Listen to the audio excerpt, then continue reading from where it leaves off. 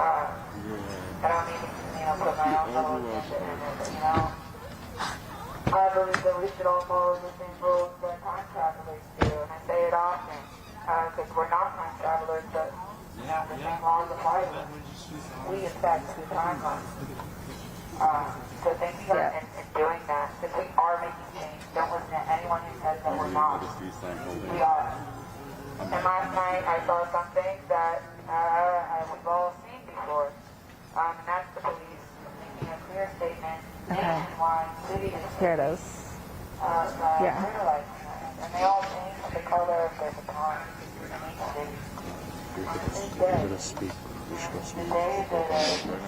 We'll do a quick stand up. Do you want to go that way?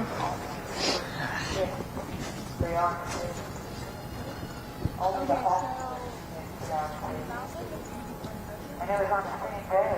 I don't know that it's confirmed by how many people did, but I'm pretty sure that the day that Emmett Till murderers were. Hey guys, I hope you can hear me and see me. If you're just joining us, please smash the like button. I'm going to talk kind of quietly because the organizers have started. We are here at a protest where they plan to march down to a police union station. So, of course, this group isn't, they're dressed in the black clothing, all dressed in black. Like, we might get some interviews. We have a couple people lined up who are willing to interview with us. Otherwise, other people don't want to be on camera, so we're going to play it by ear. My name is Jen. If you're just joining us here for Status Coup, we are in Portland, Oregon, which has been declared as an anarchist zone by Donald Trump and friends. So there have been ongoing protests for 100 days or so. They only took a break when the air quality was so bad that you could not be outside. So they've started up again following the horrible decision to not charge Breonna Taylor's murderers with actually murdering her. The only charges are for shooting into other people's apartments. So Portland last night protested. There were a lot of actions last night. The police rose up against these protesters, escalated the violence. It definitely got heated, and they're still out here fighting. Even though people were arrested, people got hurt, these Portlanders gather together every single night. So tonight is no different. I would say the number of people here at this specific action is much, much lower than it normally is on a typical night here in Portland of protests. And part of that reason is because we're about 10-15 minute drive away from downtown Portland. So it's more difficult for people to get here. But as we've been speaking to organizers and protesters here on the ground, they want to cover all areas of the city. They want to go to North Portland, all areas, and make sure that their voices are heard, especially at these police precincts, this police union station where they're going to march today. Keep smashing that like button. Share this stream. Let everybody know. I know it's so late on the East Coast. John and I are John's behind the camera. John and I are definitely used to East Coast time. It's about 9 o'clock here, but for us it's midnight.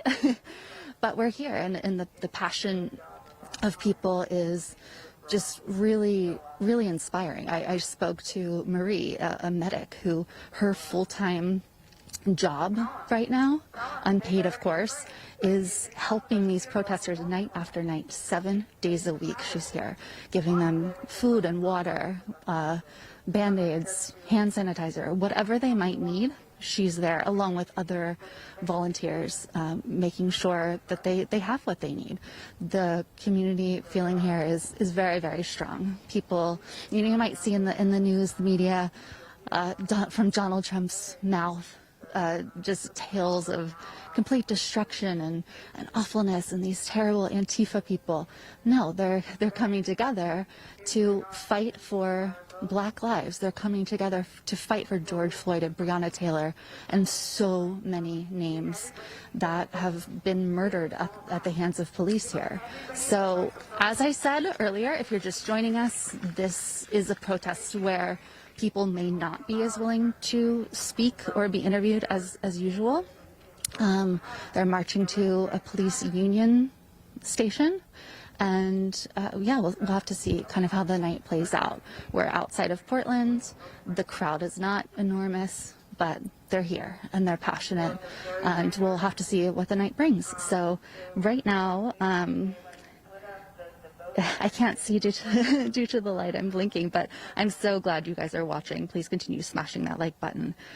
Keep the super chats coming. And we will be reporting in Portland throughout the weekend. We're flying to San Diego on Monday, but we will be here with interviews. One interview in particular, I'm really looking forward to a young man who supported Trump in 2016, and then he turned into a Bernie supporter and is now very, very active in these protests. So I'm looking forward to interviewing him.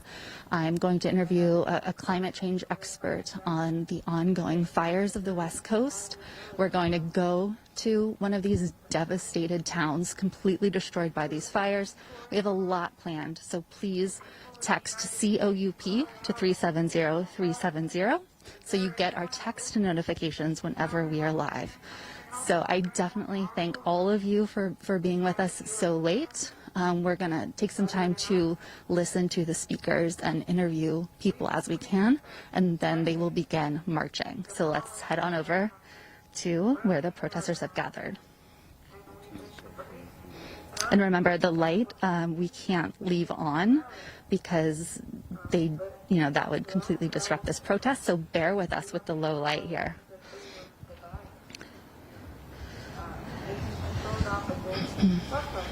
Thank you so much, Wendy Melly.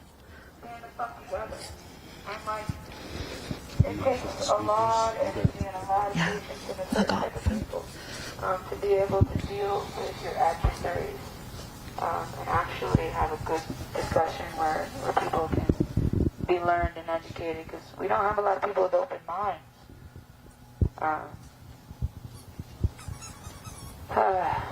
A lot of us feel powerless, and we're tricked into thinking that we're powerless, but we're fucking not. We're only powerless alone. And I don't ever want to see this stop. I want to see this multiply. I want to see communities all over our nation getting together and providing mutual aid, because that's also a protest. Not everybody's made to come out here and fight. We're not all warriors. But if the way that they're oppressing is through not helping us, we have to help each other. I was talking, the protest at the Red House to stop the eviction. I want to see more things like that everywhere. I want to see us organizing together, because, I've been saying for years, our shot heard around the world is going to be the day they took the internet away. But I think it might have actually been yesterday.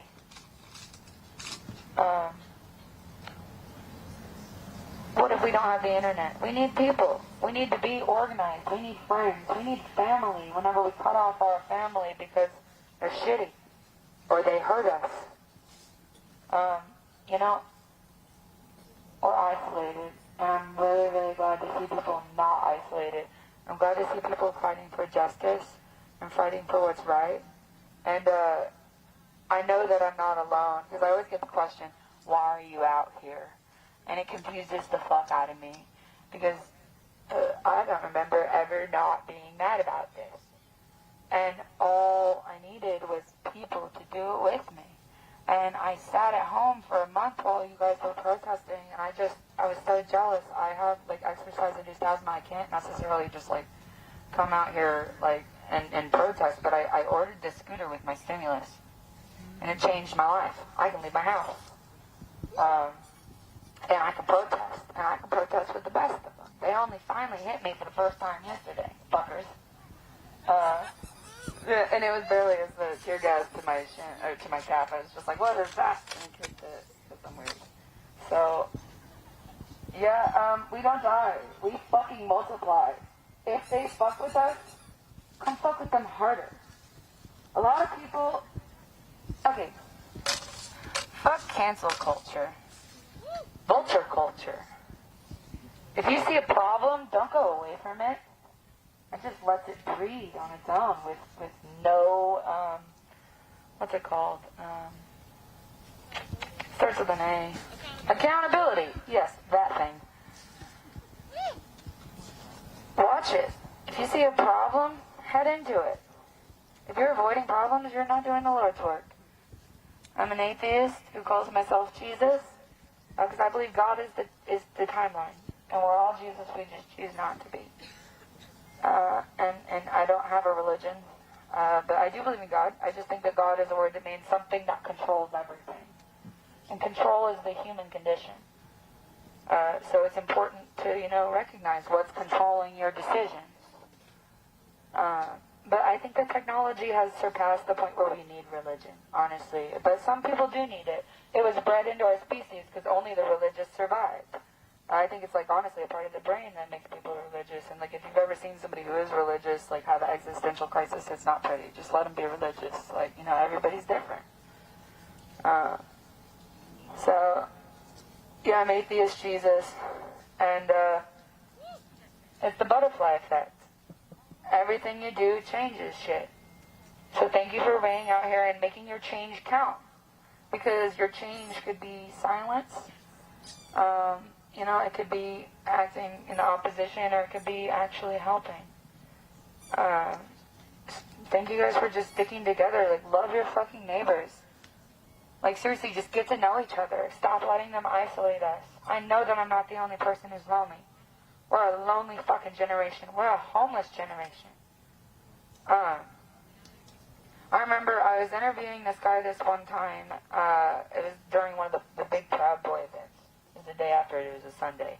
And they said they were going to come out, but they didn't. But this guy was out there, and he was kind of sketch. I wasn't sure if he's with us or not. But he just at the end of the interview, he just kept saying, "My generation already fought for this. It's your generation's turn." And say that a couple times. I was like, okay, he fought for it. I get it.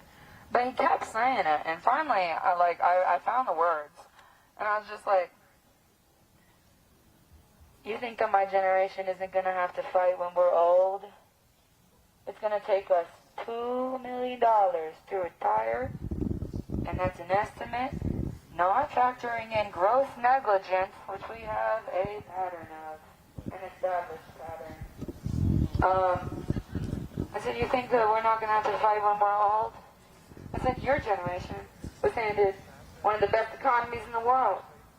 Fucked it up. That's okay. You didn't have the same technology that we do nowadays. Well, you didn't. You can't go to the library and find out how to corrupt. At least in the 60s. Fuck it. But I don't know, if you don't want to be here, don't be here. I didn't understand why he kept yelling that at me. It was weird.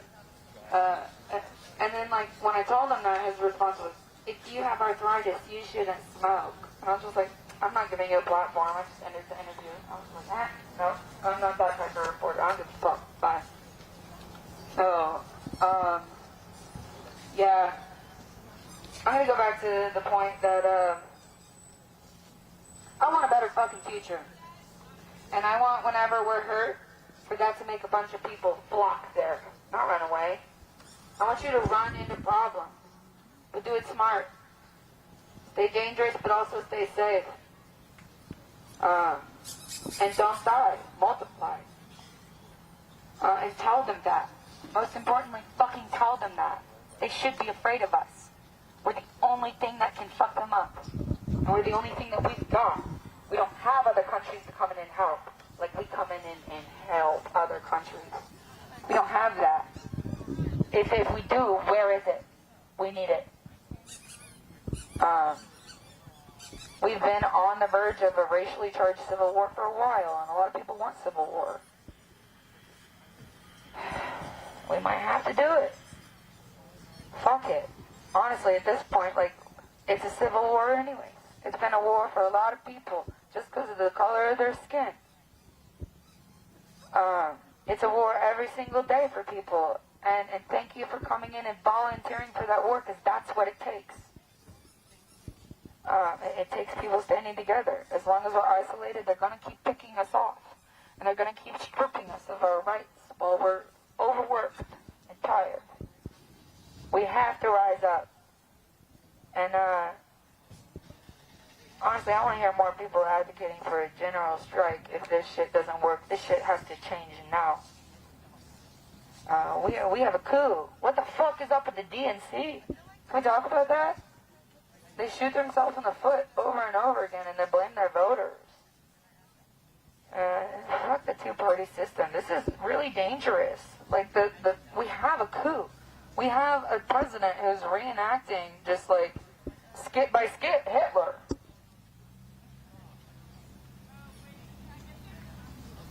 But guess what? Hitler didn't fucking win. We don't die. We multiply. We don't die. We multiply. We don't die. We multiply. Okay, so I'm going to stop taking up all the airspace. And also, when is this march moving? When is the answer to that question? I was just handed a megaphone, so I just started going.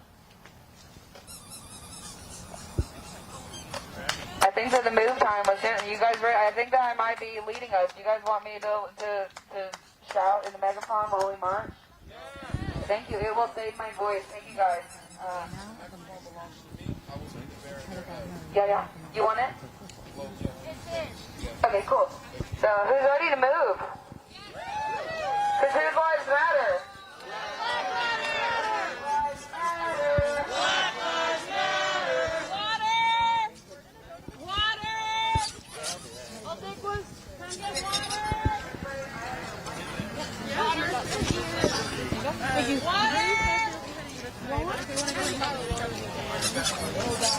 Okay, so we're trying to see where they're headed. They're going that way.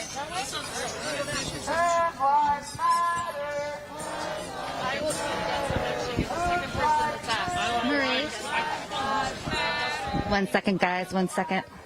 Marie, can we grab you real quick before we follow them?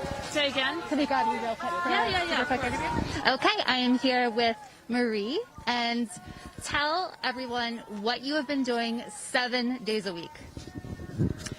I've been out here. Help yourselves, you guys, and there's energy drinks in there. 1 second, guys. She's very, very busy.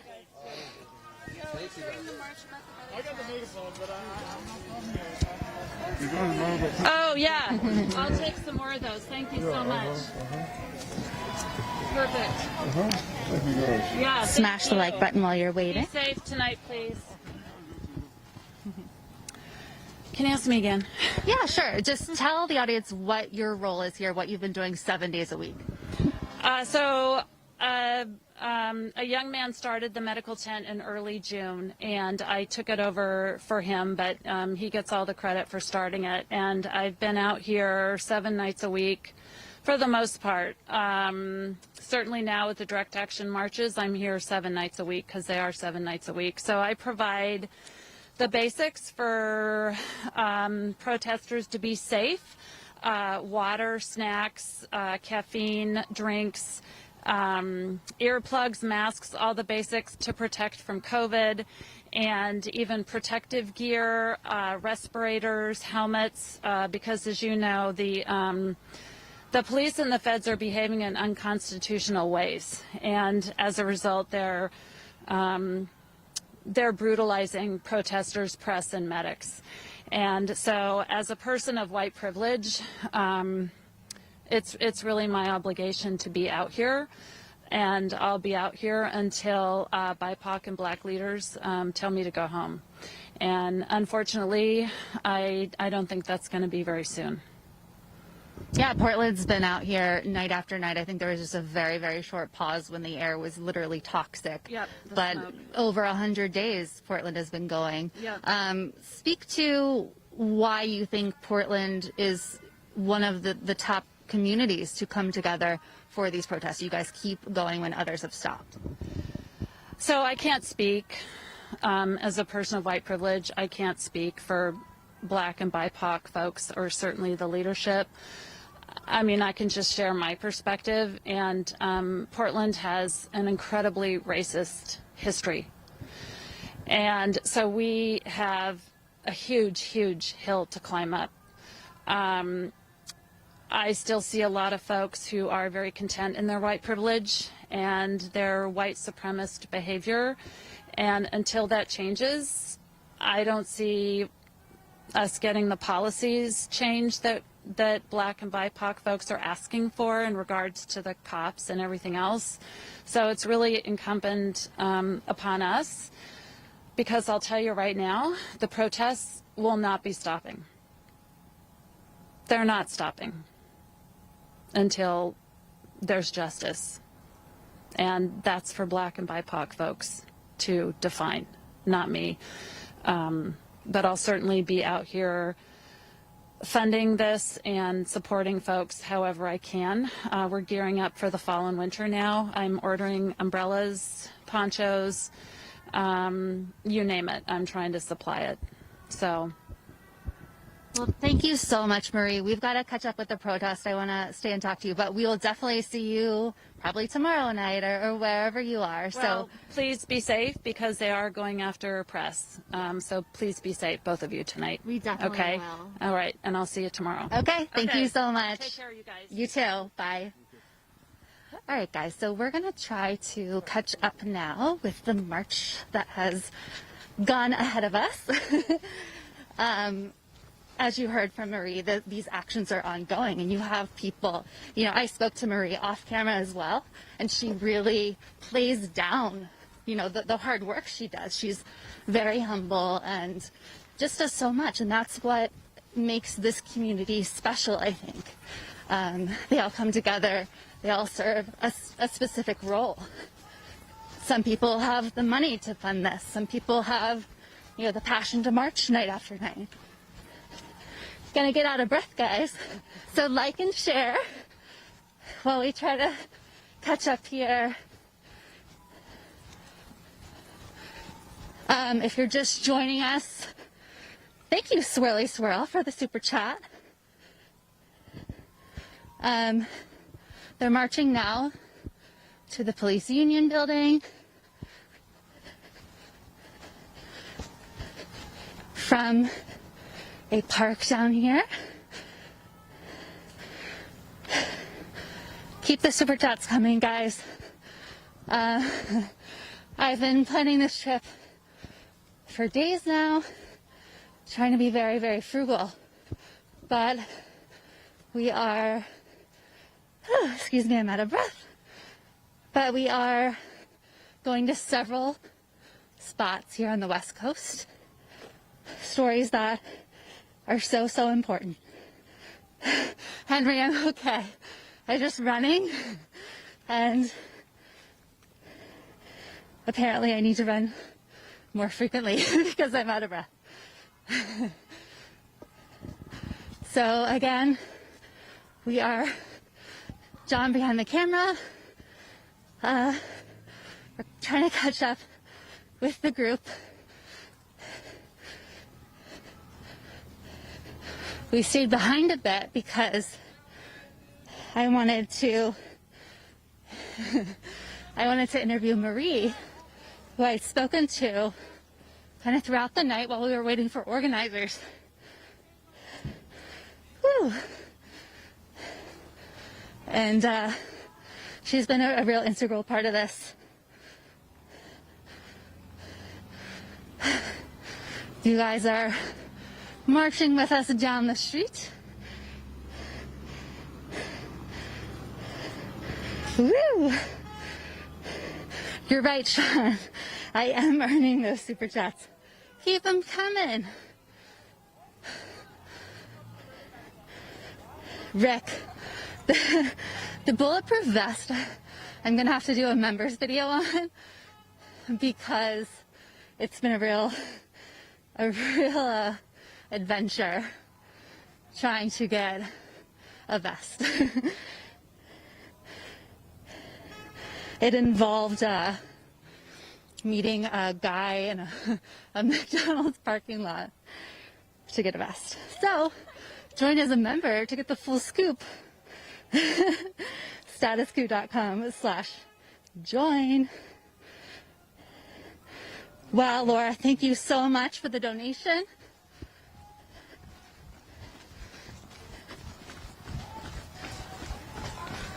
Running again, guys. Pretend you're right here with us.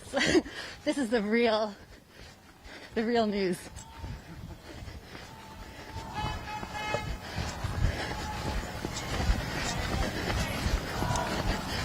Whew. Thank you, Swirly Swirl. We're almost up with them. I do have a gas mask.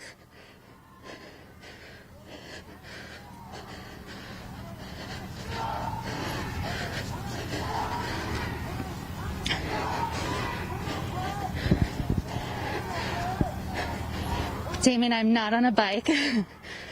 Running / walking / reporting. Woo! Now I'm regretting this fleece I'm wearing. Again, if you're just joining us, we are marching down to a police union building. Portlanders have been meeting up in various areas of Portland to protest.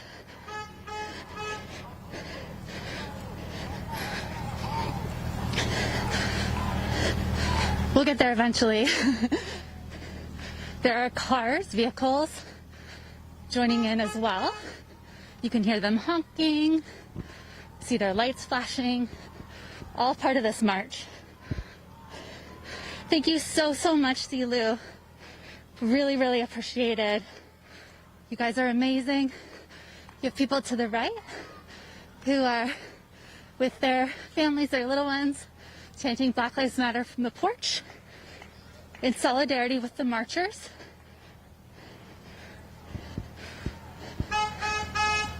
Hold on one sec while I yell to John. John, go ahead. I'll just keep talking. I know, NBW Doughboy. I am so out of breath and wearing so much gear. I have a backpack on. Dying. So keep those super chats coming.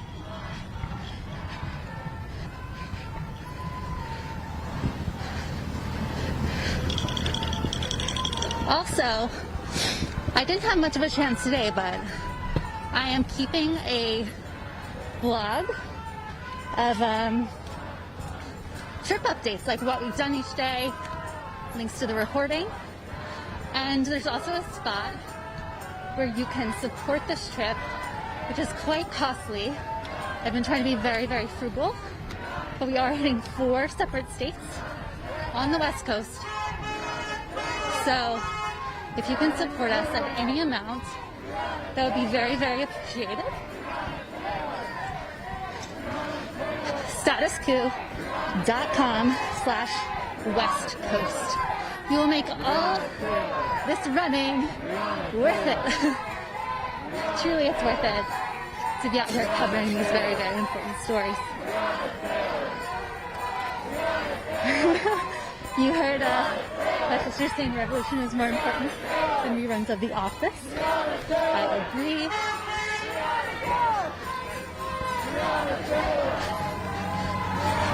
It's quite a sight here. Love the super chats, love all the support. Keep sharing on all your social media, guys. I know it's super late on the East Coast, but it's well worth it. There's a reason Portland has been in the news for so long. Marlo, thank you so much for the super chat. Much appreciated. Status Quo viewers are truly the best. If you're just joining us, protesters are marching from a park in Portland to a police union building. This following an announcement yesterday of no charges related to the murder of Breonna Taylor at the hands of police. The only one is completely unrelated to, specifically what they did, and has to do with shooting bullets into other apartments. So a lot of people are understandably incredibly upset.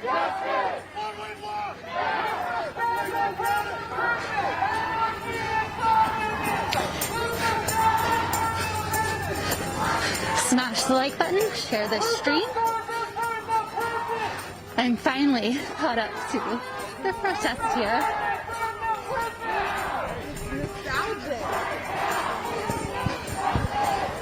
There are people on bikes stationed throughout the route.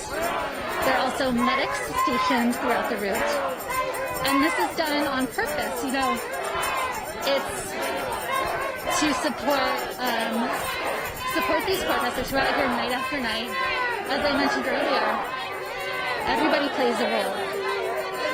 Everybody in this community has found where they fit within the purpose of these marches, which is to march for Black lives, to march for defunding the police, and funding social programs, community programs, education, mental health services. Thank you so much, Capra Fan, for the super chat. Capra Fan, email us at info@statusq.com. I'm not sure on the airline points, but definitely interested in that.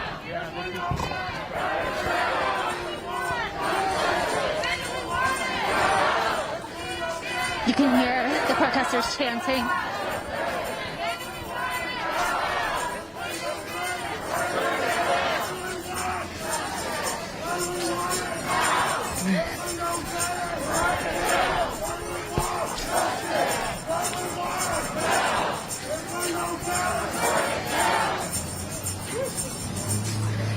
Marlo, I would love to do the cryptocurrency thing. I actually tried sort of the other day. I definitely need help understanding crypto.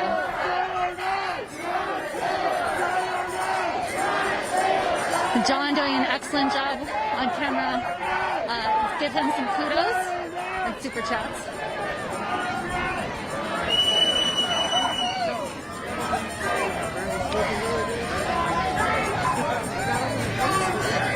I will be keeping a blog post set up with behind the scenes pictures, daily activities.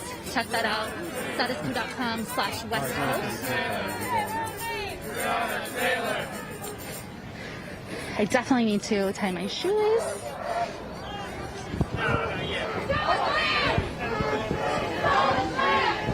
One second, guys. I gotta tie my shoe.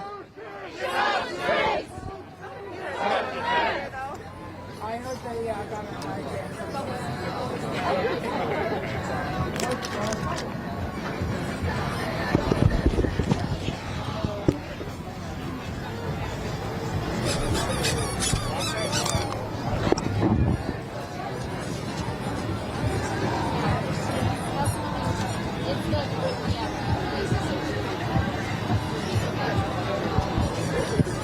Protesters are blowing bubbles, standing in the middle of a street here. I'm trying to see the name of the street. North Campbell and Lombard. The police union building they're targeting is on Lombard. We're gonna make a hole to the bus. We're gonna make a hole to the bus. Make a hole. Okay, they're making a hole here, moving people off the street a bit. 300 people watching. Please smash that like button. Share the stream. Very, very important actions. Especially like Black people for They're now calling for people to come forward and say a few words. Prioritizing Black people to come speak first. A bus is coming through. Hello, everybody. So I wanted to talk about yesterday during the speeches. 1 second, and I will move closer to the speaker. There's a bus coming through, and one of the protesters is leading the bus through.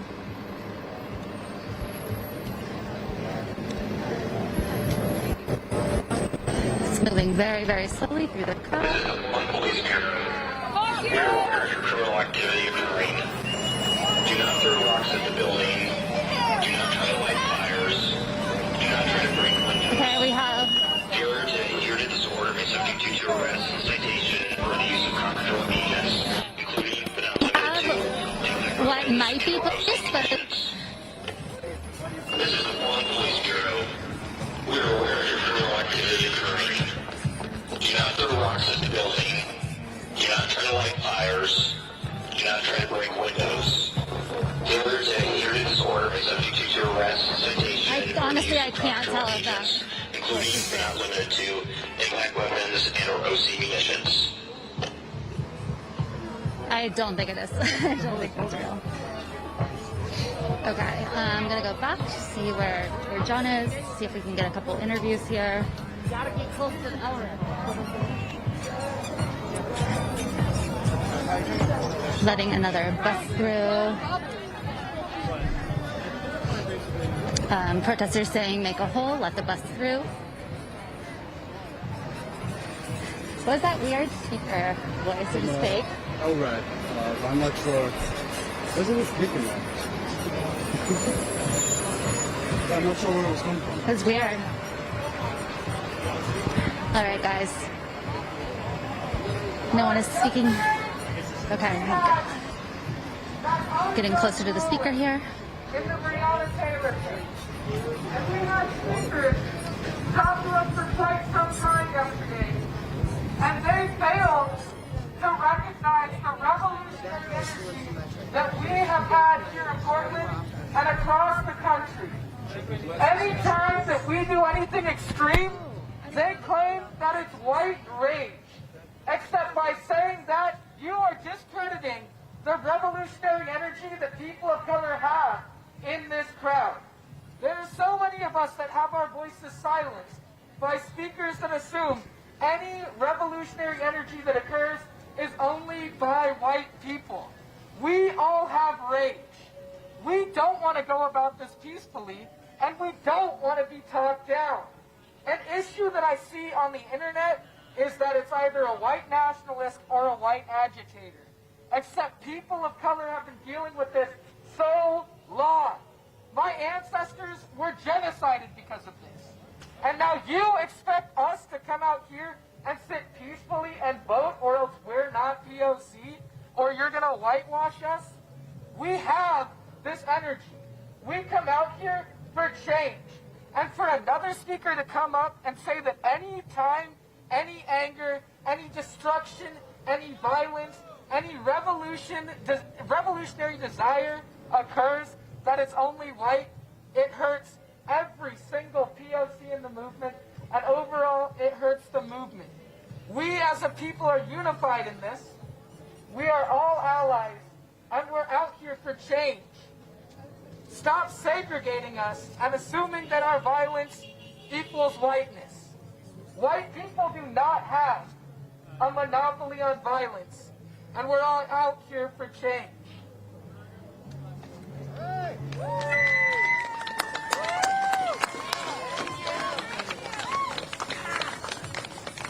Blessed be Almighty Elohim, Most High Sabaoth. Blessed be He forevermore. Okay, seeing what the protesters are doing next.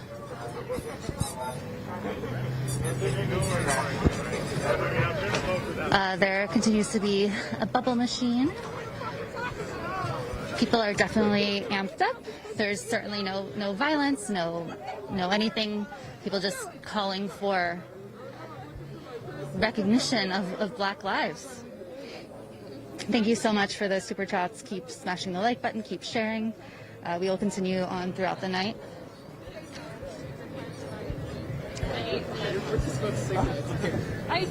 Hey Ford, it's Jen. So good to see you. Is this your first night out here? Yeah, we got in. Well, John got in today. I got in yesterday. I have no sleep. I just have school. And someone mentioned earlier, I guess Stephanie said you're going to Louisville tomorrow. That's a lot. No? Okay. Okay. Well, I guess you get a little bit of rest. I've been to Louisville 3 times in the last 6 weeks. Okay. We went there a couple months ago. I wish. Hold on a second, guys. Yeah, I wish I was there, but I think Saturday here is going to be. It's going to be crazy. Yeah, I want to talk to you about that. We were talking a lot about our strategy. I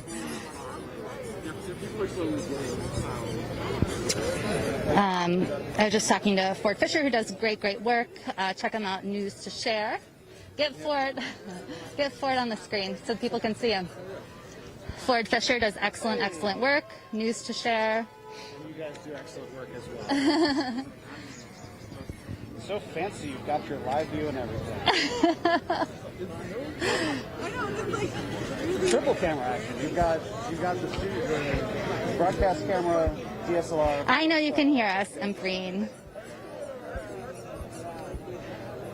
And iPhone is a default. That counts. Fun fact, Ford recommended John to us. John's been great. And I recommended that camera to him.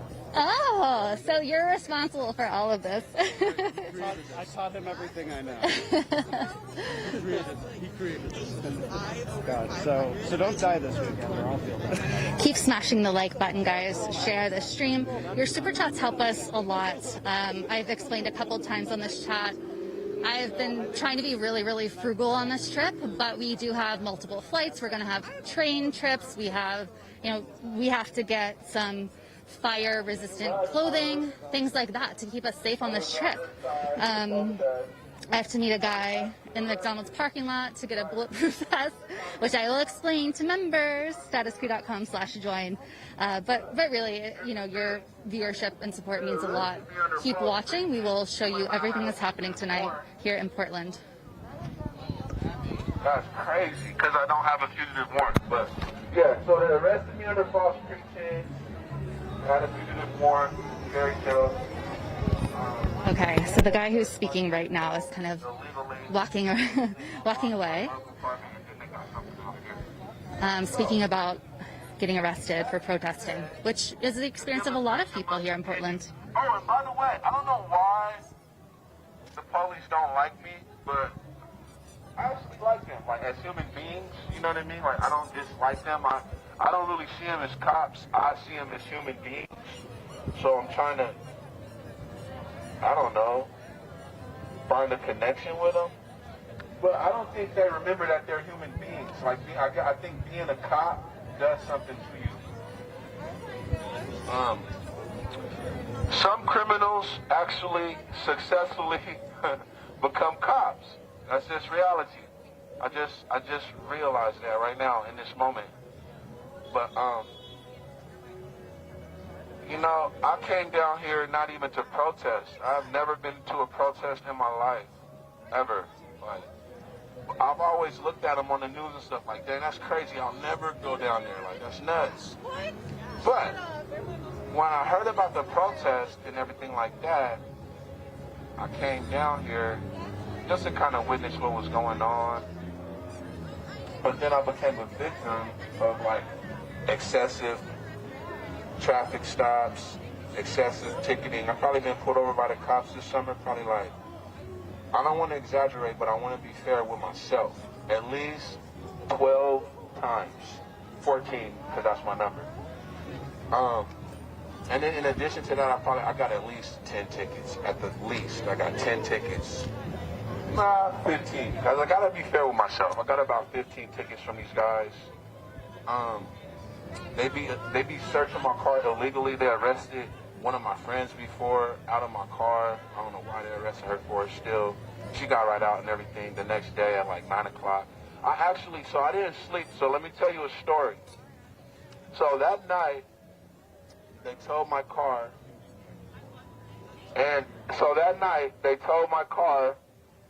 And I got a ride home. But my iPhone was in my car, and I wasn't in my car when they ran up on my car. It was my lady friend and her friend. My lady friend was occupying the driver's seat. Her friend was in the passenger. They were just chilling. I was chilling outside of the car with our people. This is back when we were occupying the street right in front of the Injustice Center. So all of a sudden, like all these police are there. Boom. I was like somewhere around the driver door, and I get shoved out the way. And they was like, "You're under arrest." So I just turn around and consent, because I already know not to ever resist arrest. That's just something that I know instinctively. So I never resist arrest or anything like that. If they tell me I'm under arrest, I just consent, even when I know they arrested me for no reason. So I get shoved out the way, told me I was under arrest. Then I get like mushed back into the midst of our people. And they start shaking my car down. And the whole time I'm like, yo, that's my car. I'm licensed and insured. You don't have the right to be searching my car. What's going on? They snatched my friend out the car, and her friend. My friend, she's from Africa, so you know she can be considered black, of course. So they gaffled her up and took her to jail. They let her friend go, and they towed my car. And they gave me a ticket for being parked there. So yeah, got a ride home. It was like 3-something in the morning. They actually let me get my Galaxy phone out my car, which I got out the trunk. But that phone was actually off because I wasn't able to pay the bill. So, you know, I had to be off for a couple of days. Y'all know how that is. But I had the other phone, so I'm blessed, you know. But anyways, the cops, well, my friend kept my phone because she didn't want the cops to get it. So she kept my phone, and she actually gave it to her friend. When I made it home, I was able to use the internet to get on my Snapchat and contact her friend, and then I found out she had my phone. So I'm like, okay, cool. So I just gotta find a ride to get to my phone, because that's my primary phone. So I got a ride. I got over there. It was like it's sunrise now. I hadn't had no sleep, my people. So I'm in the north, out here somewhere. I got my phone. I go downtown, you know, just to see what it looked like. Then I go home. But as soon as I get home, I get a call from my friend's friend telling me that they were going to release her soon. So I just got on the Max, and because I live right off of 102 in Burnside. So I got on the Max, and boom, straight shot downtown. Well, I get downtown, and I just started protesting. You know, it's like 6-something in the morning. I don't have nothing else to do, so of course I'm going to naturally start protesting. So I'm protesting, and I'm protesting all day, guys, till like the 4th hour p.m., yo. She still hadn't been released yet. Well, I finally left because I had a chiropractic appointment that afternoon that I didn't even remember. I got a text message reminder. So I left. They let her out after I left, yo. They let her out when I left. Like, I was there all day protesting, like, just waiting for her to be released, but they never released her. But when I left, they released her. So I don't know what a coinky ding. By the way, I was going to a chiropractic appointment due to injuries caused by the police in June 4th. The police actually crashed into the back of my parked car while I was pretty much like halfway in the vehicle. My right foot was in the car, both of my hands were in the air. This cop was yelling at me to go home. I'm okay, you got it. They had already sprayed me with some chemical agent. So these are these cops out here, okay, in Portland. They'll spray you with something to blind you, simultaneously demanding for you to go home. So yeah, that's just how it goes out here. So they had already maced me, right? Boom, got me, dang it, got me, right? So I walked away. But then something told me to go back to the car or it would be much worse. So I turned back around and went back to the car. By the time I got 1 foot in the car, there was already a cop right there in my face. Well, before I could completely seat myself in the car, it was actually rear-ended by another cop. And then, like in hindsight, I think I'm pretty sure that was the cop that maced me, because I was standing at my car getting ready to open the door, and then a cop car came from behind me and sprayed me with something. That's how it all started. So anyway, so now, boom, collision. My car is crashed into. As soon as the collision occurs, the cop that was already yelling at me says, "Oh, now it's too late. You're under arrest and we're towing your car." That's what he said. Like, so now, I guess since they crashed into the back of my car, now it's too late for me to go home. They're going to tow my vehicle and they're going to arrest me. Okay, fine. You know, I consent to arrest, so, okay, fine, got it. That's what I said, so okay, fine. So yeah, so they walked me over to the sidewalk, started searching my car or whatever. I was feeling very uneasy with them myself, because whatever they sprayed me with, I actually inhaled it. Got a good whiff of it, and then also when they crashed into my car, like, you know, the back of my car got a nice nudge there, enough to cause me some pain in my lower back and cause me some bodily harm. So when they sat me down on the sidewalk, I was feeling uneasy within myself, so I was rocking back and forth. I remember even laying down, like, flat on the ground, literally, like, because I was trying to just compose myself and just breathe and stay calm and chill. I'm processing everything that had just happened, how quick it happened, how this is actually police doing all of this. So I'm like, yo, just chill, trust in the Lord. I know that the Lord got me, ultimately. I know, even if it's my dying day, I know that I'm going to the Lord. So it's exciting to me. Eventually, I just stuck my hand straight up in the air, and I stood straight up. And then, like, within the next couple moments, like, I just got yanked back down to the ground, like, on my ass. So actually, guys, my cyber people, the Portland police, Portland Injustice, they're responsible for fracturing my tailbone, actually. That night, that incident actually caused fracture to my tailbone. Yeah, so when they yanked me from the back of my collar, I didn't know the guy used both hands until I actually seen the video, which is on my Instagram and on my Facebook. But this guy grabbed me from the back of my collar with both hands and just yanked, like, with might. And my whole body kind of, like, contorted and yanked, and I just went back down to my ass, essentially. Yeah, I ended up leaving in the paramedics. Like, I couldn't move my legs. Big ups to Gia, because she was my medic that night. I met Gia. I didn't know that was her, but Gia just so happened to be my medic that night, and she was the one that was kind of, like, rinsing me. The pain in my back was so excruciating that I either couldn't or I just wouldn't move my legs.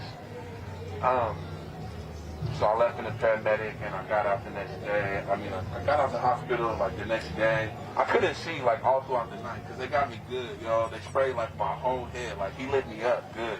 And actually, my scalp was burning for, like, 2 weeks straight, guys. Like, every time I took a hot shower, my scalp would start burning. I was like, dang. Washing my scalp thoroughly. And then, like, fast forward to the month of July, like, you know, with the feds, like, those guys, they threw an explosive out my car. They exploded out the front windshield. And they also shot up the whole passenger side of the vehicle. Pretty much the whole passenger side of my car just looked raggedy, and the windshield too. And then the driver's side just looked pretty icy compared to the rest of the vehicle. But it all got repaired, thanks to the Lord. You know, I had to, you know, file another claim. That was actually the second insurance claim I filed. Yeah, so there's a lot going on, guys. So I said all of that to end up saying the demonstration must continue. Blessed be our Lord, who shall guide us through this fight and who shall provide us the victory from on high in the height. Blessed be Jesus Christ. Amen. Thank you for listening. Welcome, new member Morris. We're so happy to have you, new member Morris, annual member. Love it. Join Morris, statusquo.com/join. I have a lot of behind-the-scenes member content for you.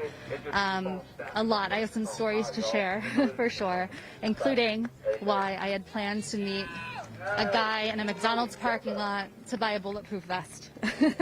So join for that story and much more. statusquo.com/join.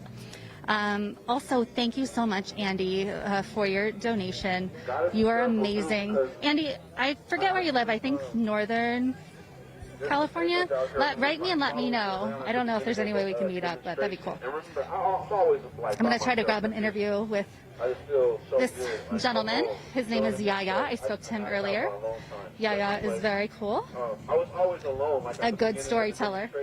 But there were some. Keep smashing that like button, share the stream. I know it's so late on the East Coast. Thank you so much for being with us.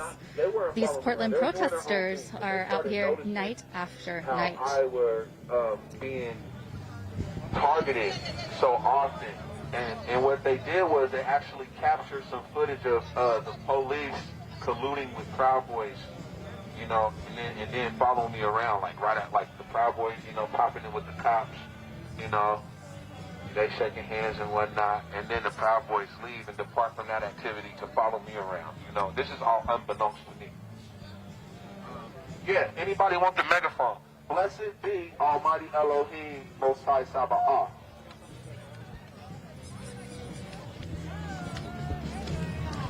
Thank you. We support you. We have your back. Okay, 1 second. I'm going to try to grab Yaya here.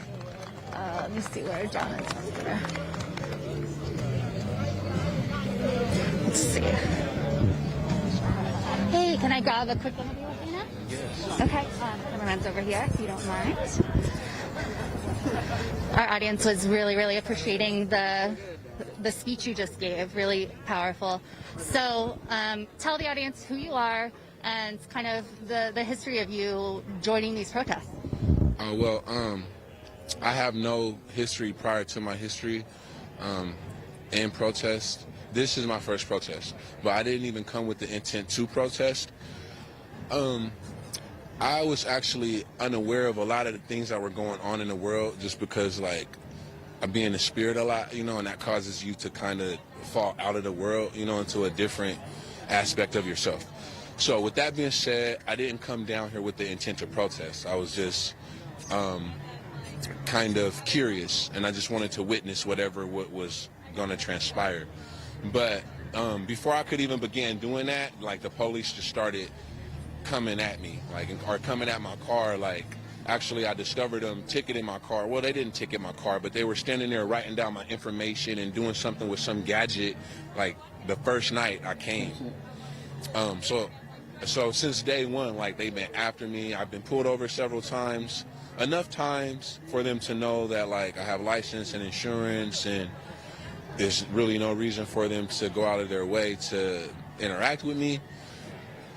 So it got to a point to where I just became compelled to come to protest, you know, because I've seen the need, you know. So Portland has been protesting ongoing. Yesterday, we learned that the police murderers of Breonna Taylor are not being brought to justice. There's only one charge unrelated to the murder of Breonna. How are you feeling about that? I'm just real sad about that because I feel like all of the police crime is overlooked by all of the individuals who are actually able to do something about it. And that makes me so sad. And I just feel like the fact that the people who are in position to do something about it, they don't take the initiative to. It causes we the people to rise up and to stand for righteousness, because there are a lot of injustices being committed by people who are supposed to be protecting our children.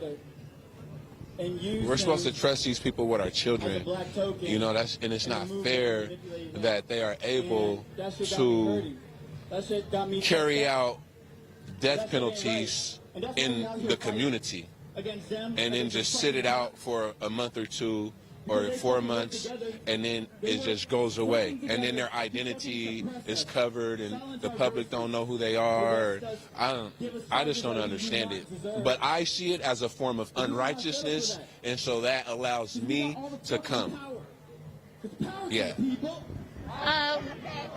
What do you think is going to fuel the people to keep on going? Because time after time, justice is not given. The cops are not brought to justice. They keep on going. So, what do you think is it gonna take for protesters, for people of this country to come together and make change?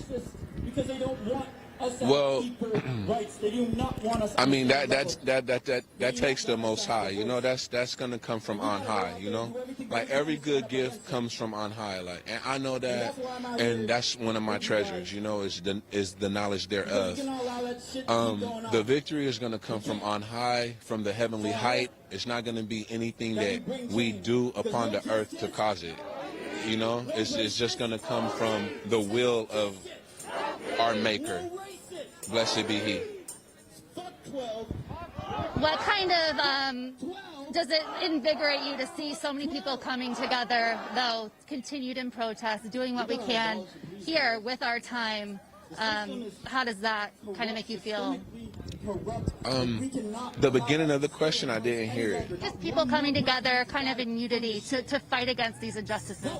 That makes me feel lovely within myself. Like, I love it. I love philanthropy. I love homeless people being fed and free food being given out to the community. I love people coming together and being joyful and dancing and experiencing unity and experiencing different aspects of themselves and of other people. I love the human race. I am down to earth. So when I see people loving each other, it makes me smile inside. Even if they don't even know I see them, like I always feel good inside within myself about it. Very nice. And any last words you want to leave the audience with? Maybe words of hope or any thought you have? Yes, absolutely. I just want to give all the glory to my Elohim, my holy Abba Elohim in the height, Most High Sabaoth. Blessed be He forevermore. And unto you I say triple blessings that trickles. In Jesus Christ's name, amen. And everywhere you go, may traveling graces be permitted to you from on high. Thank you so much, Yaya. It was great speaking to you, great meeting you. Thank you. Thanks. Very nice, lovely, lovely words. A lot of people coming together of all beliefs and faiths, and some don't have a faith, and just all types of people. People from all races coming together. It's no secret that Portland is a majority white city. It's not a very diverse city. And I spoke to someone earlier today who talked about that. And, you know, I interviewed a white gentleman named Kevin in a skate shop, and he said, you know, even though Portland is not racially diverse, the people's hearts come together. They see the injustices happening. And in Portland, it's become a real hotbed. Donald Trump called it an anarchist city. So everyone is coming together to fight for Black lives against the injustices of the police. Thank you so much for the $25 donation, Catherine. Keep those donations coming. I will be keeping up the blog post page with updates, photo updates, behind the scenes updates. Go to statusquo.com/West Coast for those. And you'll also find a button where you can help fund this reporting, help fund this trip. We will be going to 4 different states. Oh, actually 4 different places, not 4 different states, 3 different states. Oregon, California, and most likely Arizona, doing several different stories along the way, including these ongoing protests. So they're going to do the flag. So we're going to move over 1 second here. There's a flag on the ground here. Folks, what we've seen, you know, in the last 4 months, this is nothing new. And you know, I met Tracy of Rayford about 6 years ago, and this stuff was going, and I missed Tracy of Rayford. She was very great in bringing this issue to light, and I remember a couple months ago, I had a chat with a cop, and they were saying, that's what's happened in Minneapolis, and what they don't understand, every city that's ever experienced, police violence, that echoes back on all people of color, because we all know, there's a history, a long, big history of what the police have did to black people, in recent memory over the years. And so even they can say all they want that happened in Minneapolis, that echoes back on all their ugly, on all their injustice, and it ripples all across every police, every police precinct, all across the country, folks. I did vote, twice, Democratic in my life. This year, I'm not gonna vote. I don't care what my vocational counselors tell me about Biden. If Bernie was running, I would still would vote for Bernie. This election has shown me one thing. We got Sleepy Joe or Creepy Joe, whatever they call him. He's responsible. I remember him trying to say, if you don't vote for us, like 8 years ago, he's going to put you all back in chains. And he's given this bullshit, and his policies helped, create, this hard line, policy on people of color. And the thing I say, fuck Joe Biden. And the system what we've seen is thought, it is a white power. It is a white power system. Whether it's Trump or Biden.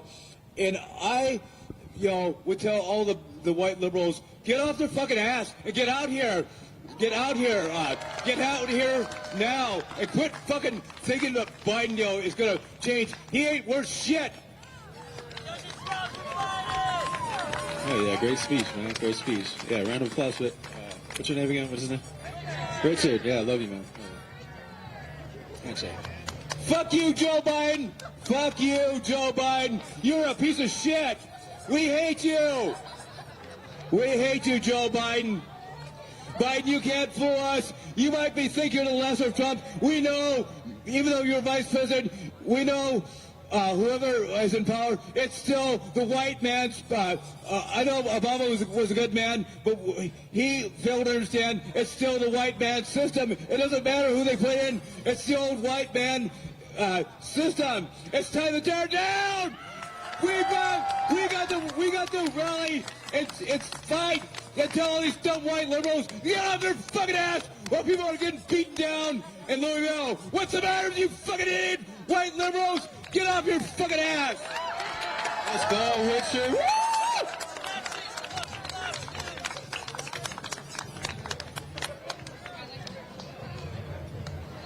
Hi.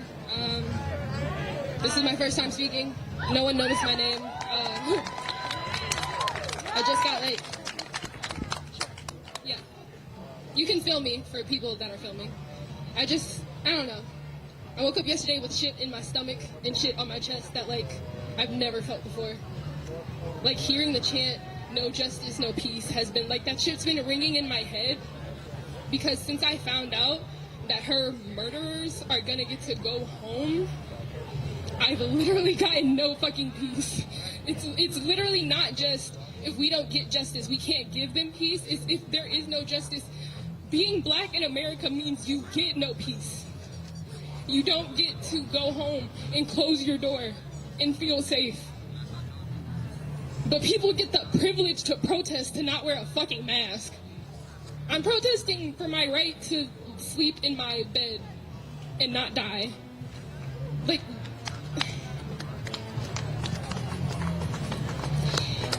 It's just painful to see how little people are out here in comparison to how many people were out yesterday.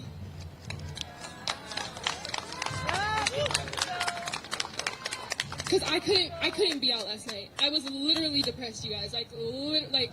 Couldn't get up. So I woke up this morning seeing all the people fighting, and I was so inspired, and I felt bad for not being out. I felt bad for feeling depressed, right? That's fucking stupid.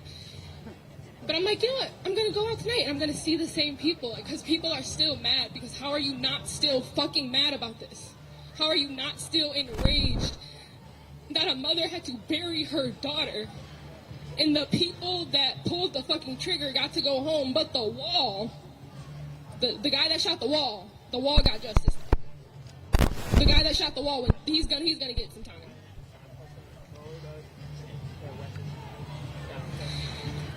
I'm just depressed. And I'm tired. And I'm tired of being depressed and tired. And I guess that's all. Hey, that was awesome. Anyone else want to talk? Open mic. Hi, y'all. I said hello. Okay, making sure y'all speak back. If you don't know who I am, my name is Mariah. I have a couple of things I want to address. First, tonight, I mean this with all love, girl, over here, but if you are white passing, please, I do not want you on the mic at a Black Lives Matter event. I want to only hear black voices, BIPOC voices. I'm dead ass. If I want to hear any singing, I want it to come out of a black woman's voice, personally. Anyways, just had to get that off my chest really quick. I wanted to highlight about last night as well. I want people to come out here not only when it's convenient, not when we're fucking trending, not when we have another fucking name. Show up consistently. Always be here. We've been out here all the fucking time. I don't like that shit when people aren't out here. I literally called out of work last night to stay out on the fucking streets with y'all. Because if y'all don't know, I'm an essential worker. I work in drug addiction. I gotta go to work in a fucking hour. I can't call out tonight. That's how much this shit means to me, that I'm over here not going to work so I can be on the fucking streets and get tear gas for my fucking black life. Anyways, and I didn't get to even speak last night because I was too busy observing the crowd and just being in the moment as well. Because it was very hard for black women yesterday. And if you didn't check on a black woman yesterday, you need to check on one today. Because if you don't know, if you know a black female, then you know a fucking superhero. Dead ass. We are superheroes. So if you know a black female, you know a superhero in your life. And if you don't know one, you need to go holler at me after I get off the fucking mic. I'm just saying. Anyways, black women are the most disrespected person on the face of the fucking earth. We're so unprotected and it is not fair. Do you guys agree? So when you are out here, I expect you to be protecting black women at all costs. Protect black women. Protect black women. Protect black women. Y'all know black women, we die the most giving birth. We are the highest rate for dying. Like, we need black women in healthcare. We need black women out here being OBGYNs, doulas. You understand? We're the highest fucking dying. And we are fucking queens and we're dying out here. And we're getting shot for no fucking reason. But walls are getting justice. Anyways, I just wanted to promote myself. If y'all don't know who I am, I'm Mariah. I am also a black photographer. I'm out here breaking statistics walls. I'm a first-generation college graduate in my family. Yes, and I still work full-time. Obviously, like I said, I gotta go to work in 55 fucking minutes, unfortunately. And I got my own photography business, Moments by Mariah. And if you want to Venmo or Cash at me some money for my reparations, just for being a strong black queen, you can hit that too. It's Moments by Mariah. I appreciate y'all. Oh yeah, thank you, Mariah. Anyone else trying to get on that mic, talk some shit? Everybody cool? Cool, guys. Appreciate you guys.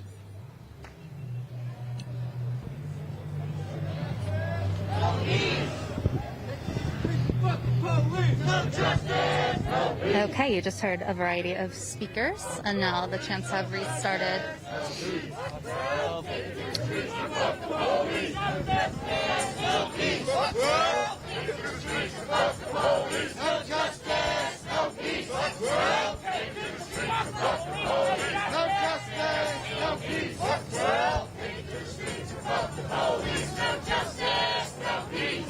On the ground there is actually an American flag, so I assume the plan is to burn the flag. We'll see what happens.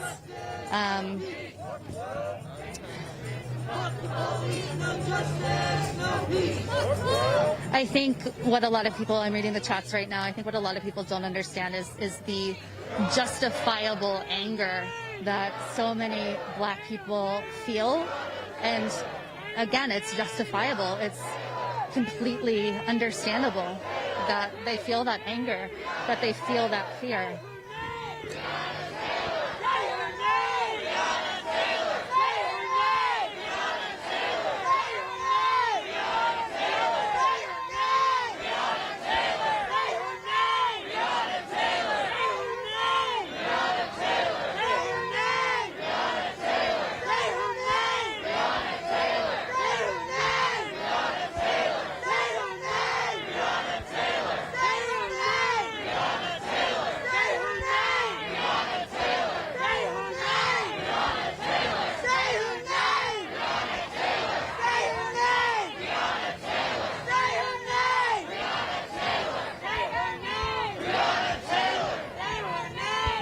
Really, I haven't seen any cops out here tonight. I assume that will change.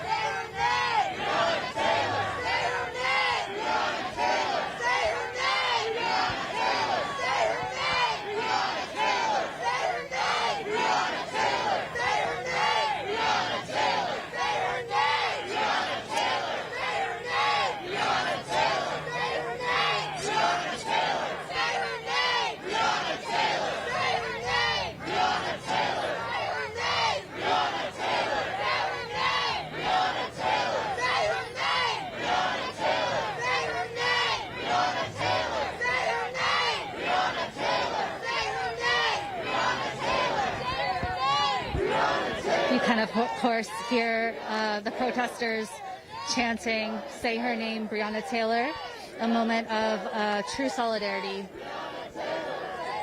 The crowd coming together. People have mentioned this has been totally peaceful. There are bubbles, rubber ducks being squeezed.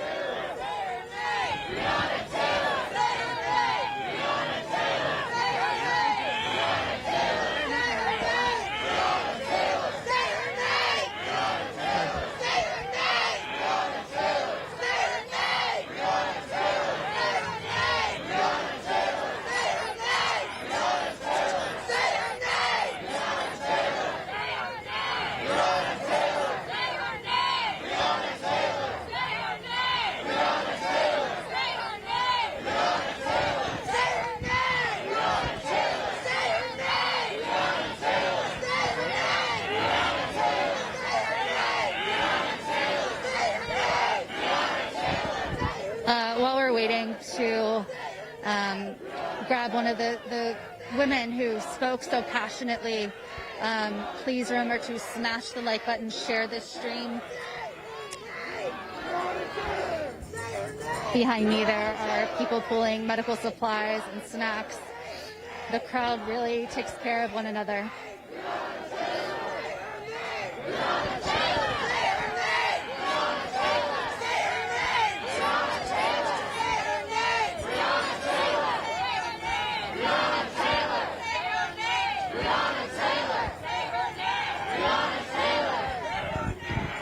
Remember, I will be keeping consistent blog post updates so you guys can keep up on everything that's happening, show behind the scenes pictures and videos and all that, statusquo.com/West Coast.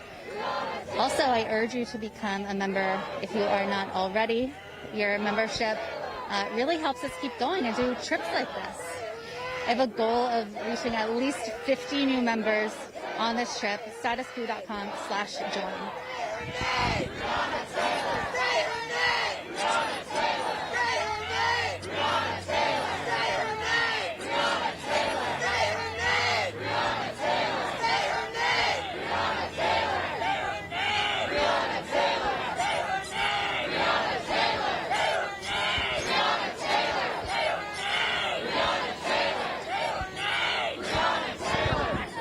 People are mentioning, all of the names, so many names that have been murdered. Black people are treated horrifically in this country, and this is a true remembrance of that. And you can hear the anger in speakers' voices. The protesters coming together night after night.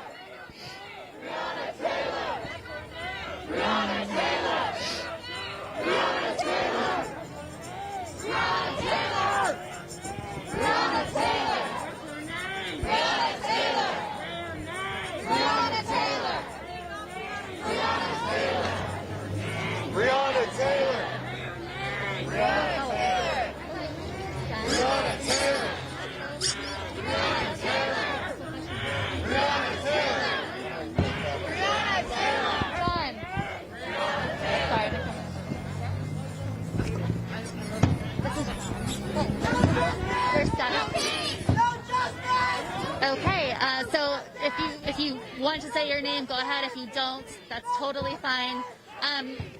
Your audience was listening to your speech.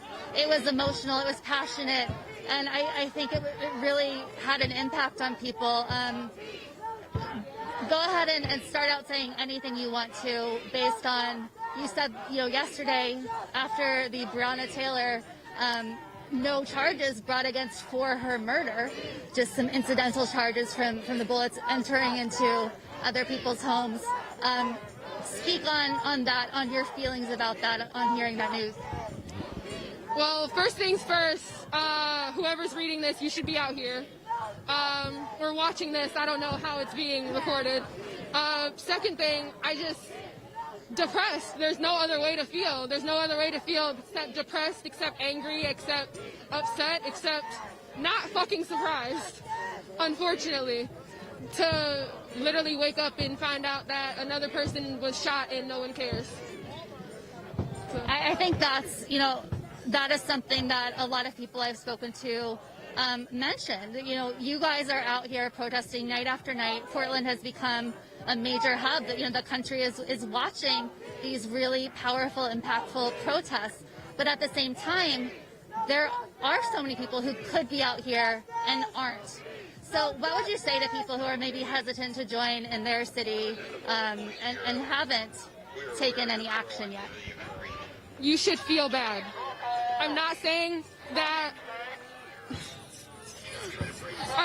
I'm not for trying to make people feel bad just because, you shouldn't feel bad because you're white. You shouldn't feel bad because you have white privilege. You should feel bad because you're an able-bodied person who is aware of what's happening and you're choosing not to come out here. You see people out in the streets. Even if you don't see people out in the streets in your place, I've seen a one-man protest. I've seen somebody stand on a corner with one side by themselves and people just walked up. If you're scared to come out, start one yourself. And there are other ways to protest. Not everybody's a warrior. Not everybody's a fighter. We need people behind the scenes. We need people donating. We need people helping make shields. We need people showing up with cameras. We need people with cars to the ambulance. We need everything. We need every part of it. So don't think just because you don't have the heart of a warrior to come out here that you can't help. Very powerful, and I think people need to listen to that. It's going to take a lot, it seems, for any change to happen. What are you in favor of? Defunding the police, putting money into services like mental health? What is your stance on what needs to happen? The police definitely need to be defunded, most definitely. It needs to be replaced with some sort of social program that is created by the people for the people, because that's what the police were supposedly supposed to be, something that protects us, but that's not what they are. We know what we need, and it needs to be a community-led thing, something that we put together. I don't know what it'll look like. I can't say that I will, but I can damn sure say that it's not something that was created to catch slaves and put them back into imprisonment. And what do you see happening here in Portland? You know, the police last night were extremely violent towards protesters. They escalated the situation at every opportunity. So is that even real, that police announcement? Okay, so I was wondering if that's crazy. How have the police been towards you guys, you know, other than what we've seen on the cameras? What is it like to be black in this country? Obviously, I'm white. I cannot understand truly what you go through. I do what I can, and I'm trying to learn everything I can. But speak to that experience of what it's like. Depressing. I feel like I'm saying the same word over and over again, but it's literally the only way to explain being fully aware, being fully conscious to the fact that the place that you live could give less than a fuck about what happens to you, about your life, where you can literally wake up and see someone that looks exactly like you die for no reason, for absolutely no reason whatsoever. It's just depressing to just live in that constant state of, if I get pulled over today, am I gonna die? I have a brake light. No, I have a front light out right now, and I'm like scared to drive home, especially with like my riot gear. I'm not even gonna say riot gear. With my protest gear, yeah, with my protest protection in the car, I'm scared to get pulled over for shit like that, because you never know if you're going to get one of the police officers that actually joined to protect people, or if you're going to get one of the police officers that joined because they realized what type of organization they would be joining. A racist one. Yeah, that's very powerful, and it is depressing, like you say. It seems sometimes it must seem like there's no hope, but people are coming together. Last question. Leave us with any thoughts you have, anything you want the audience to know or to feel or to do. If you are truly behind the Black Lives Matter movement, if you truly believe that it is injustice for someone to die for no reason but the fact that they were black and that's all, then you should find some way to help out. Go to Twitter, go to Instagram, go to Facebook, anywhere, and Google Black Lives Matter protest. You can find something near you. You can find something to donate to. Even if it's not near you, you can find some way to help. Thank you so much for your words. Very, very powerful. And thank you for speaking to us. Thank you. Okay, you heard a very powerful woman there. A lot of important things to say. And I think speaking to people who've been here on the ground, especially black people, especially black women, that is so important, because we all need to understand and to feel how important this is, how important this moment is.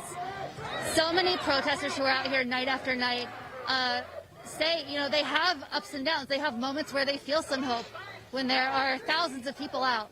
A night like this, where there are not so many people out, it's easy to feel down about it. It's easy to feel like it's hopeless.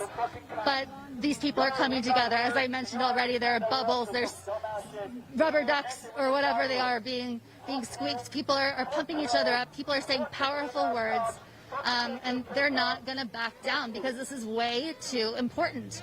Obviously, a lot of different points of view, a lot of different life experiences. But here on this street, everybody is coming together. The right-wing narrative, of course, is that Antifa is burning it all down. They're going to destroy the city. As a journalist, I've signed up for Donald Trump's text list because I want to be aware of everything that's happening with his campaign.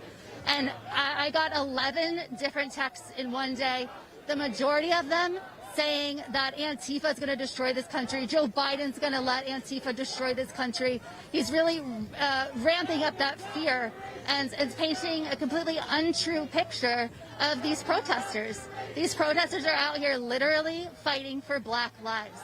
What kind of country do we live in where a Black woman can be sleeping in her bed, 3 cops bust in and shoot her dead for absolutely no reason, and then nothing happens to those people, and everybody is asleep in their beds right now, not even thinking about Breonna Taylor, not even thinking about these Black lives who've been murdered at the hands of police.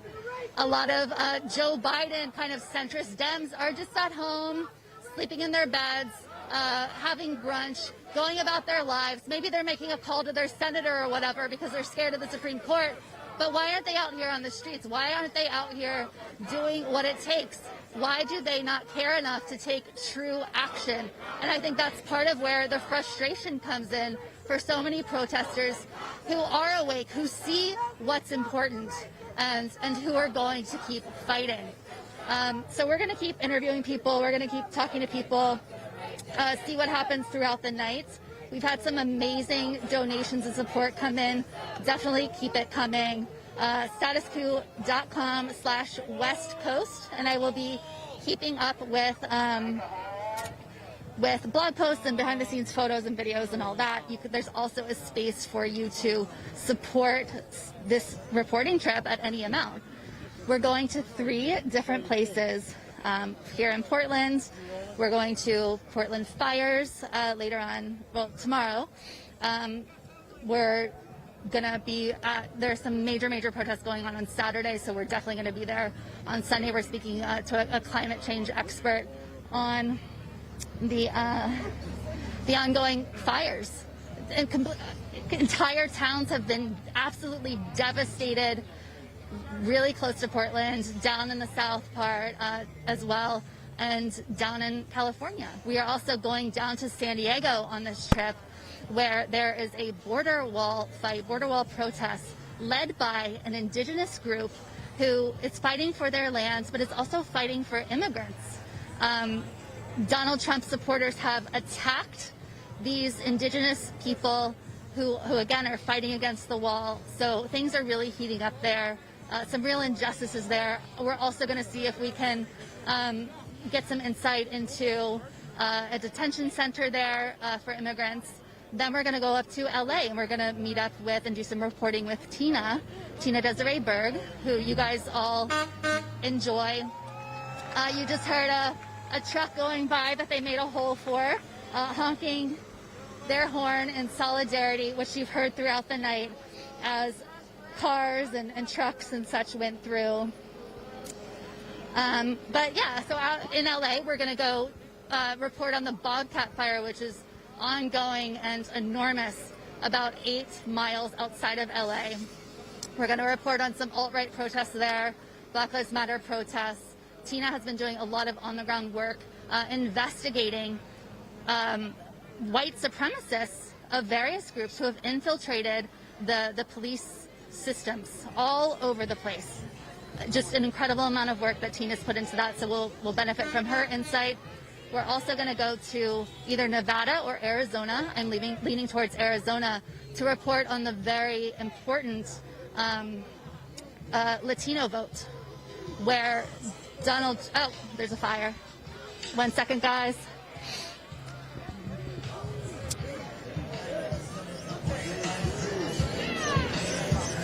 One second, something's been set on fire. See what's going on there. I don't know if looks like a board. Maya says this reporter is such a liar. Go away, Maya. I am indeed not a liar. Smash the like button. Share this stream. If you can, keep the super chats coming. Really, really helps. keep us going. As I said, this trip is going to be really extensive. It is growing every single day. We're making new contacts and making new plans for these important underreported stories. So help us out, statusquo.com/West Coast. Right now you can see that it looks like something in front of a board. I'm trying to see exactly what is on fire.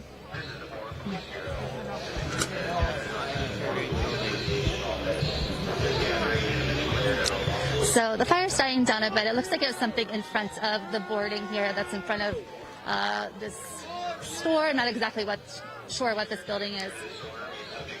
You can hear the police talking about arrests.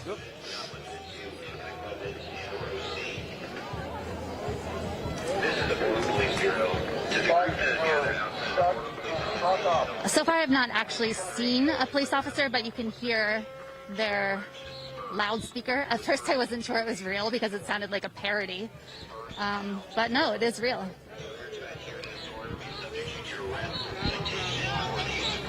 Well, the police are on the corner right there. Oh, okay. I think the police are going to show up.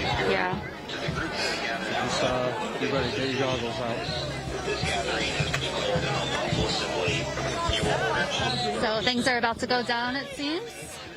Basically everything around here is I'm going to take a minute to put some goggles and things on because it's about to go down. 1 second, guys. I'm going to lay the mic down. I don't, you know what? Tear gas me. Tear gas me. Gas me or do whatever the heck you want to do. It's on the crack. Because I swear to God, that person on the ground, if they do something to me and I ain't done nothing, this is what I'm saying. I am paranoid. Breonna Taylor. Breonna Taylor. Breonna Taylor.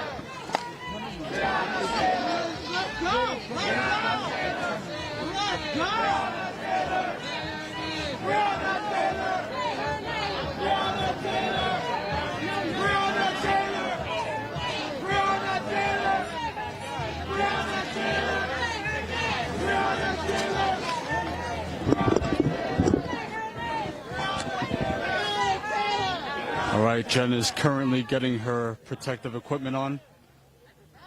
First with the helmet. She will then have to put her goggles on and face mask.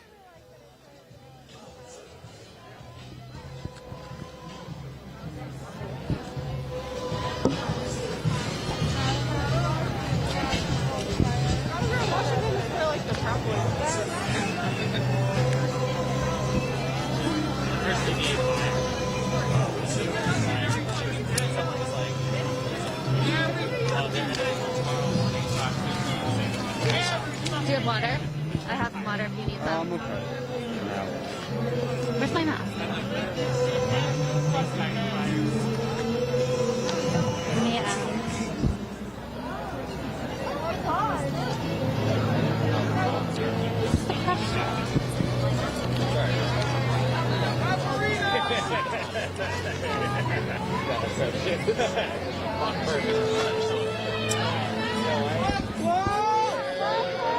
All right, police have showed up. 3 squad cars. All right, Jenn, can you unclip my helmet? Oh, hold on. Fuck PTA!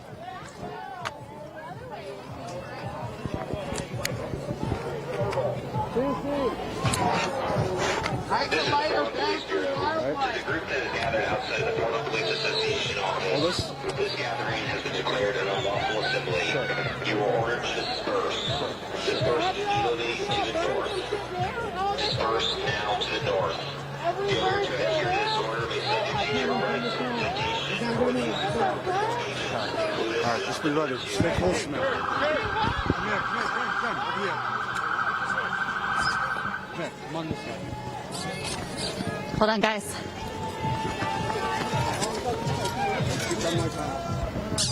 All right. No racist! I'm going to stop looking at the super chat and put my phone away.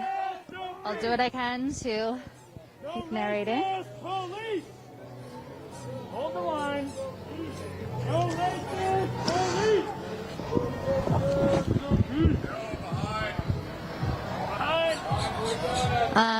Police are moving in.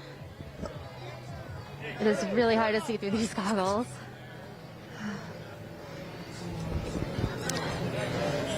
People are kind of going in front of the 7-Eleven. I think what we do is we'll put two gas stations on the left and loop over. Watch over here. We have police behind us. Oh. Hey, you cops, the door's right there. That's where you need to go. Donuts right there.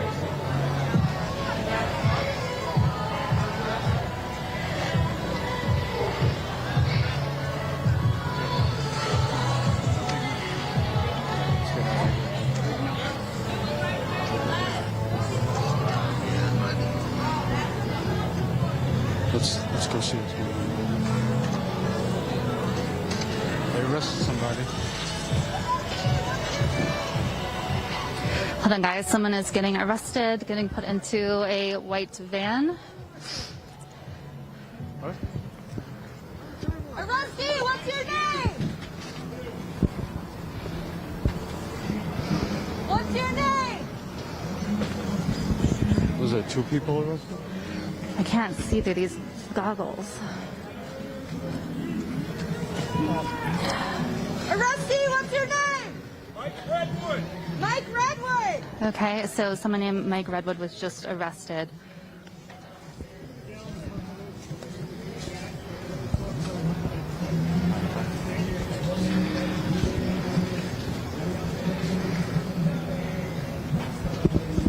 Arrestee, what's your name? What's your name?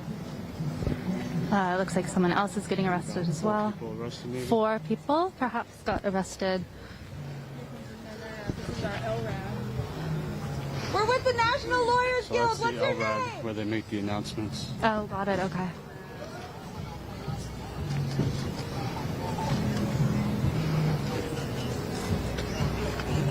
The police are really hostile too.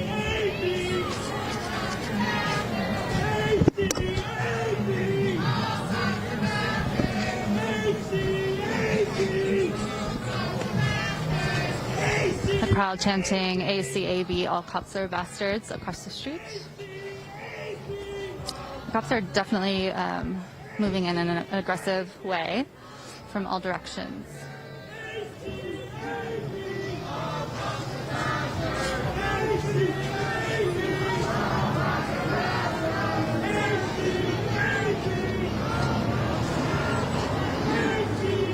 Just waiting to see what's happening. The cops have arrested perhaps 4 people.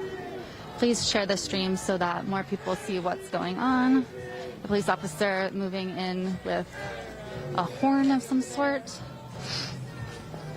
or perhaps a light.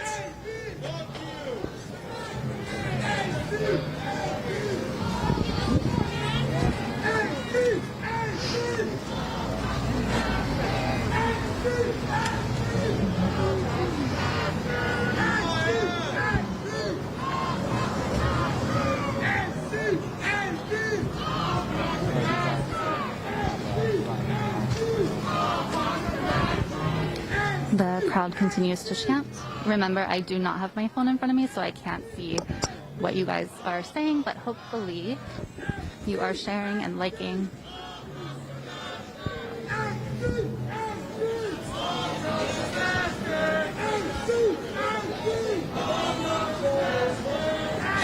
John doing an excellent job of capturing exactly what's happening, and this is why it's so important for Status Quo to be on the ground. This needs to be documented, and it's important that cameras be here. The cops have a long and storied history of telling complete lies.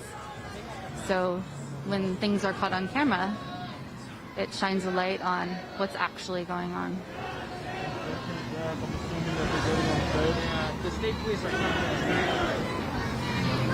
Get my mask on then. Yeah, do that. I might put on my other mask.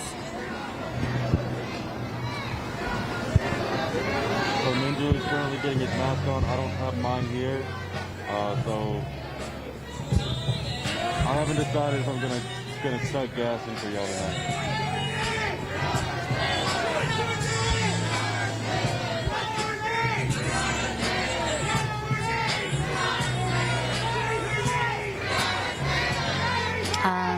Word on the street is that the Portland police are waiting for the feds to come.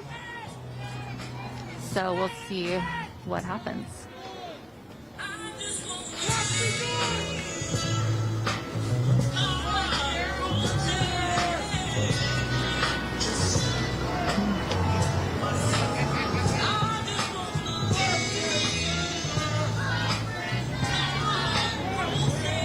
Protesters continue to chant.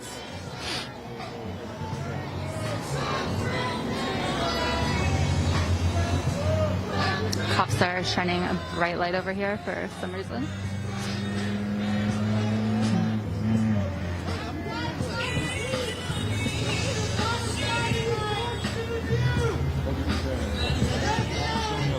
So people, as soon as they walked out into the street, the cops directed them to get back on the sidewalk. Yeah, apparently people are not allowed to cross the street.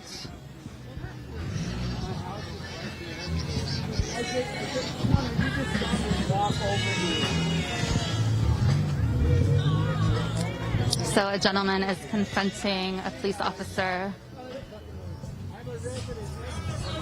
a white older gentleman. I think that incident had to do with not being able to cross the street.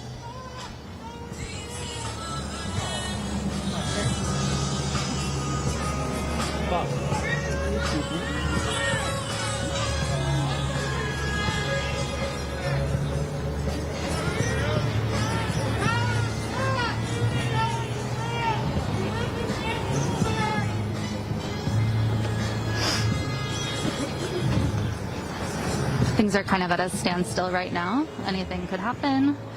They're shining some kind of strobe light. Car honking in solidarity.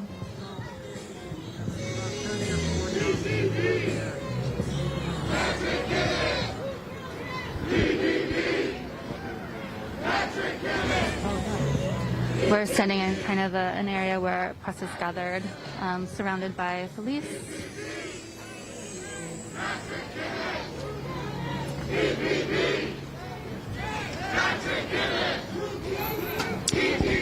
Protesters saying the name of those who've been killed at the hands of police.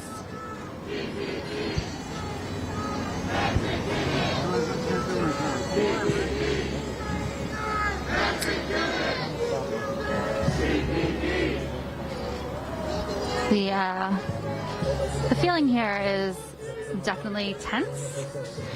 I think it's important to note that as you guys saw, as you were watching the live stream earlier, it was completely peaceful. People were blowing bubbles, people were squeaking rubber ducks.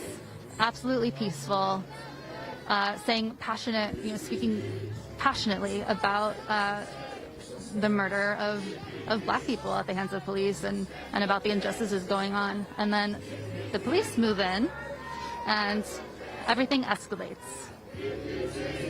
The vibe completely changed.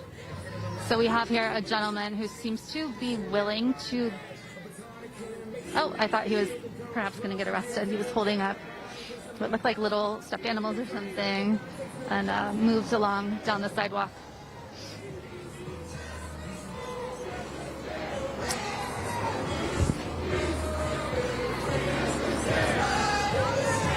Gentleman seems to be throwing these orange stuffed animals into the police area. Trying to see what they are. Oh, they're flowers, I think.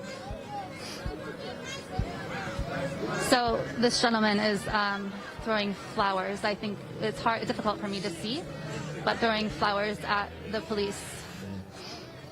I think that demonstrates, who the peaceful ones are and who the dangerous ones are.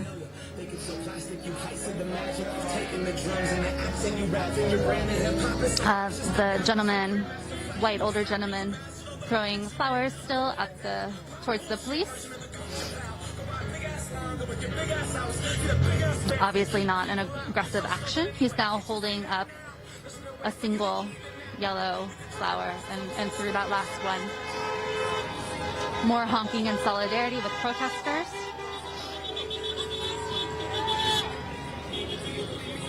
That seems to be, the general spirit here in Portland. It's a very liberal city.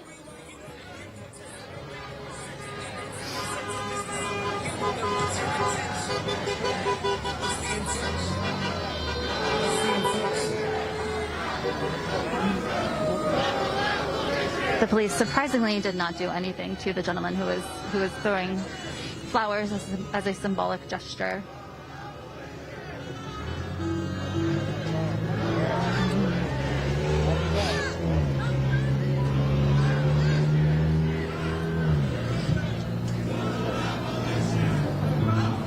Everything's still at a holding pattern here. Protesters not doing anything at all, to provoke, simply chanting.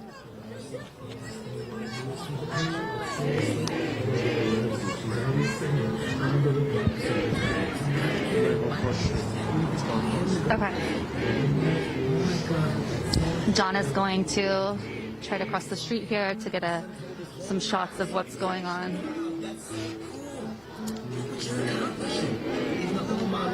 Thankfully, the cops did not do anything to him. I think the only reason for that is because they want to stay in the position they're in. They seem to be switching around the cop for a while and then moved out. It made no sense at all. They just immediately came in and arrested about 4 people for literally no reason. I didn't hear any commands spoken loudly. I don't know if they softly spoke commands. We just saw people being moved into these white vans, and then they stood there for a while. The kind of rumor that I heard was that they were waiting for the feds, but for whatever reason, they just moved on out. So we'll see what happens next, I guess.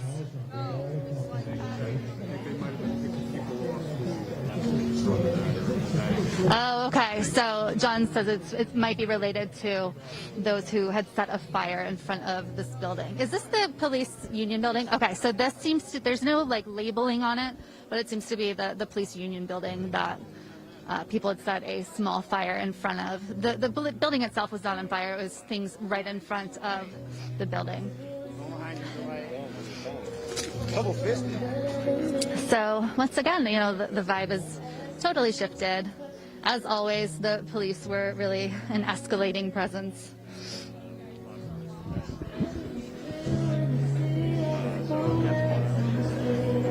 You do feel like your whole body tighten up and tense because you don't know what's going to happen. You know that these police will do anything they want, whether it's against the law or not. They'll just arrest people willy-nilly. They'll hit people willy-nilly. It doesn't matter to them. They feel like they have unlimited power and can just do whatever. And that is because cops are rarely brought to justice, as we saw with the Breonna Taylor case. So let me see what time it is, how many people are watching. Remember, guys, smash the like button, share this stream, get the word out. And I will be uploading some more, behind the scenes pictures and things from this reporting trip. I definitely want to keep you guys up to date on all of our reporting, everywhere we're going. This trip we're going to be all over the place reporting on some really, really important stories that are definitely underreported. We're here in Portland, we're going to San Diego, and LA, and then probably Arizona. So reporting on the wildfires, climate change, Black Lives Matter protests, huge protests on Saturday. The Proud Boys are moving into Portland for a huge rally. There are counter protests, of course. So there are almost 500 people watching. Remember, guys, if you are not subscribed already, please subscribe to this YouTube channel. We are trying to get to 100,000 subscribers. YouTube is hiding us under a barrel and not letting us be seen. So the more people who subscribe, the more likely we are to show up in people's feeds. So hit that subscribe button, hit the bell for notifications. But you really cannot rely on YouTube to tell you when we're live. So the way we work around that is by having a text list. So you can join our text list for notifications. Text COUP to 370-370. Text COUP to 370-370. And then each time we're live, you'll get a text. We don't have set times when we'll be live. It depends on what's happening, where the action is. So you definitely want to be on that text list. And I'll be upfront. You know, we need help to be on this trip. You know, we planned this trip and went on this trip because we're so passionate about these underreported stories. But it costs a lot. There are 2 of us traveling. We have flights and hotels and trains and rental cars and food and all sorts of things. The Live View, cost of the Live View monthly bill. So if you're able to help us at any amount, please go to statuscoup.com/West Coast. Statuscoup.com/West Coast. And there you can see behind the scenes blog posts and pictures, but also there's a button where you can support us, support this trip, this reporting, at any amount via PayPal or Stripe. You can also support us by becoming a member, statuscoup.com/join, and I'll be posting some behind the scenes thoughts, some behind the scenes videos, including why I was planning on, and I keep using this as a teaser because I think it's such a ridiculous story, why I was planning on buying a bulletproof vest with cash in a McDonald's parking lot. So I'll tell you more about that plan and how it's actually going to work out. So join for that, more serious topics as well. And yeah, just our thoughts and behind the scenes. And you also get monthly Ask Me Anything calls with Jordan and myself. These are always fun. We spill way too much information. Statuscoup.com/join. I'm really hoping that we get at least 50 new members on this trip because that will help us so much. COVID has been hard on people financially. We totally understand that. You can join for as low as $5 a month, and that it adds up for us. The more members we have, the better. We are about 250 away from 2,000 members. When we're at 2,000 members, it will be such a relief. We can keep going, keep the lights on, keep this reporting going. Statuscoup.com/join. Subscribe. I think we've been live for a very long time, and we have a limited amount of data on this live view. We'll be live a lot. So we're going to end this now. If anything happens, we will definitely capture it and let you guys know. We will be live tomorrow from wildfires from some devastated areas, potentially also doing an interview. Actually, this will be on Sunday, an interview with a guy who was a Trump supporter in 2016. Then he was a Bernie supporter this time around and is very active in the protests. So his story is fascinating. We'll be interviewing him on Sunday. We'll be interviewing a climate change expert on the ongoing wildfires and more on Sunday. So lots planned. So keep up with us. Thank you for smashing the like button. Thank you for sharing. And text COUP to 370-370. Love all you guys. Thank you so much for everything you do. You truly do keep us going, and it means so much. We couldn't do this reporting without you. So peace, have a good night, and see you tomorrow.